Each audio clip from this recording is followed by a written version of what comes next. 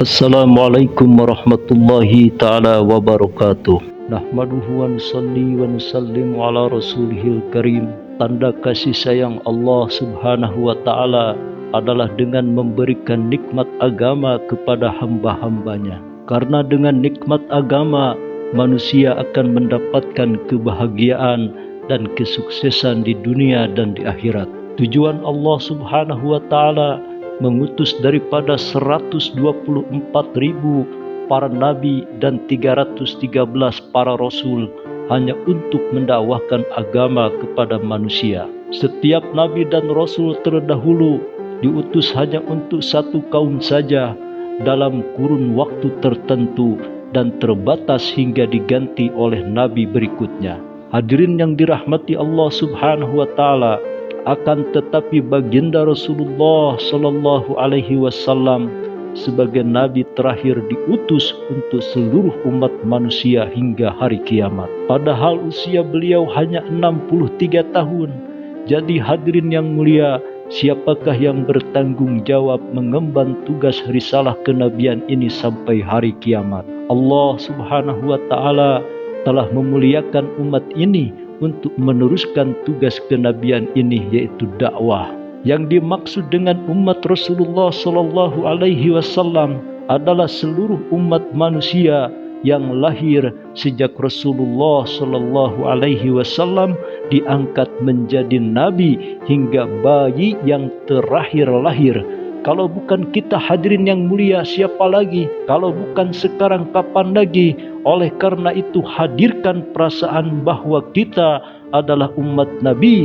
Umat ini bertanggung jawab untuk meneruskan usaha dakwah, usaha kenabian, serta membawa umat ini kepada usahanya baginda Rasulullah Sallallahu Alaihi Wasallam. Hadirin yang dirahmati Allah Subhanahu wa Ta'ala, kita bukan orang Indonesia, tapi umat Nabi yang kebetulan lahir di Indonesia. Kita bukan orang Jawa, orang Sulawesi, Kalimantan, atau Irian, tetapi umat Nabi yang dilahirkan di daerah itu. Kita bukan pedagang, petani, atau pejabat, tapi kita umat Nabi yang sedang berdagang, bertani, dan sebagainya. Kita merasakan diri sendiri dan orang lain.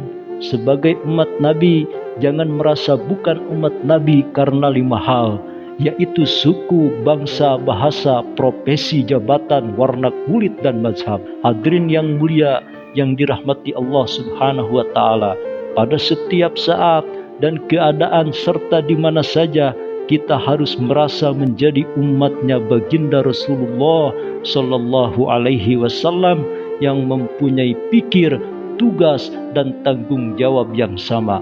Umat ini bukan nama suatu kaum atau tempat tinggal hadirin, melainkan terbentuk dari gabungan ribuan bahkan jutaan kaum dan tempat tinggal.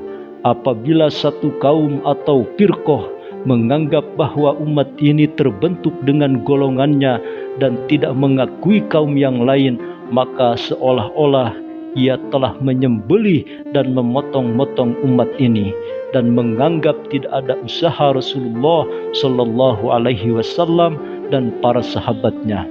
Hadirin yang dirahmati Allah Subhanahu wa Ta'ala, sehingga diri kita sendiri yang pertama kali memecah belah umat ini, setelah itu orang kafir tinggal memenggalnya. Hadirin yang dirahmati Allah Subhanahu wa Ta'ala, semua penduduk Mekah mengetahui dan mengakui bahwa baginda Nabi Muhammad Sallallahu Alaihi Wasallam adalah utusan Allah, tetapi hati mereka kerdil, kotor, dan bersifat mempunyai sifat mereka yang asobiah.